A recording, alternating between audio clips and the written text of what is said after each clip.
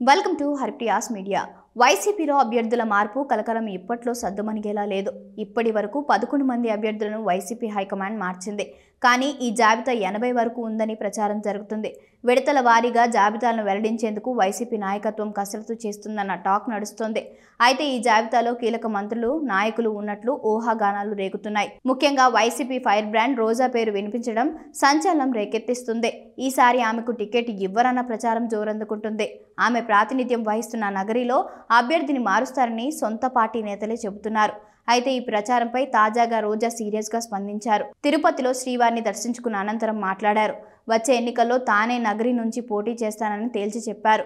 తనకు టికెట్ రాదని కొంతమంది సునకానందంతో ప్రచారం చేస్తున్నారని విమర్శించారు. పార్టీ కార్యక్రమాల్లో తాను ముందు వరుసలో ఉన్నానని, వచ్చే ఎన్నికల్లో తప్పకుండా పోటీ చేస్తానని స్పష్టం చేశారు.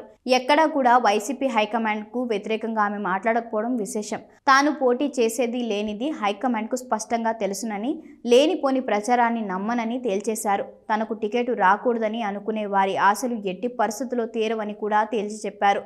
అనివార్య పరిస్థితుల్లో తనకు టికెట్ రాకపోయినా మరొకరికి వచ్చినా మనస్ఫూర్తిగా తాను గెలిపించుకుంటానని కూడా స్పష్టం చేశారు. టికెట్ విషయాన్ని పక్కన పెడితే తనకు తాను జగన్ అన్న సైనికురాలని ప్రకటించుకున్నారు.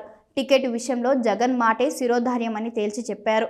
మొత్తానికైతే తనకు టికెట్ రాకపోయినా వైసీపీకి పనిచేస్తానని రోజా కృతజ్ఞత భావంతో చెప్పడం విశేషం.